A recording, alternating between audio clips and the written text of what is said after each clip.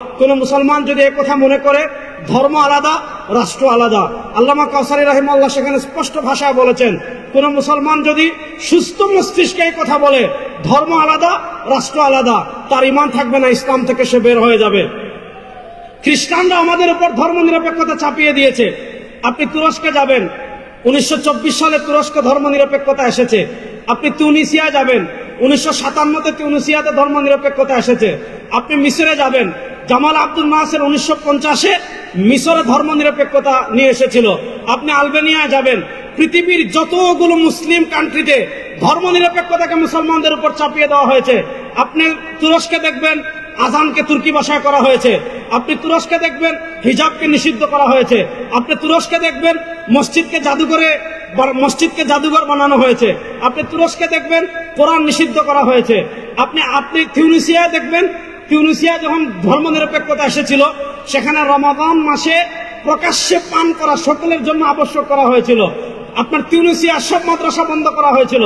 আপনি জামাল আব্দুল নাসের মিশর 1950 সালে যখন ধর্ম নিরপেক্ষতা এসেছে সেখানে বাস্তবতা দেখবেন, জামাল আব্দুল নাসের ইখওয়ানুল মুসলিমিনকে নিষিদ্ধ করেছিল, অসংখ্য আলেমদেরকে ফাঁসি দিয়েছিল, সব মাদ্রাসা খানকা মিশরে যা ছিল সব বন্ধ করে দিয়েছিল।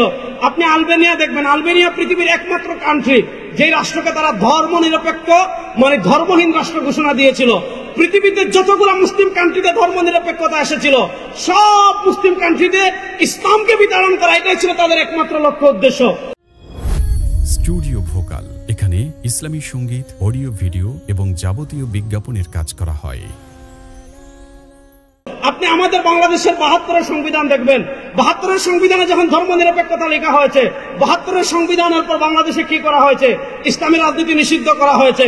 এবং 72 থেকে 2024 সাল পর্যন্ত বাংলাদেশের ইতিহাসের একটা দীর্ঘ ইতিহাস দেখবেন, এই বাংলাদেশে কাঠামোগত ইসলাম বিদ্বেষ চাষ করা হয়েছে। এই বাংলাদেশে এমন গিয়েছে, আপনি হিজাব পরে কলেজে যেতে পারবেন না, আপনি দাড়ি রেখে সেনাবাহিনীতে চাকরি করতে পারবেন না, আপনি দাড়ি রেখে অমুক জায়গায় চাকরি করতে পারবেন না, তমুক জায়গায় চাকরি করতে পারবেন না, আপনি দাড়ি রেখে মসজিদে ইমামতি করতে পারবেন কিন্তু দিন বিজয়ের কথা বলতে পারবেন না। আপনি মসজিদের মিম্বরে বসে আল্লাহু কালিমাতিল্লাহ, আল্লাহর জমিনে আল্লাহর পতাকাকে বুলন্দ করার কথা বলতে পারবেন না। আপনি জিহাদের কথা বলতে পারবেন না। আপনি ব্রিটিশ প্রবর্তিত শিক্ষা ব্যবস্থার বিরুদ্ধে কথা বলতে পারবেন না।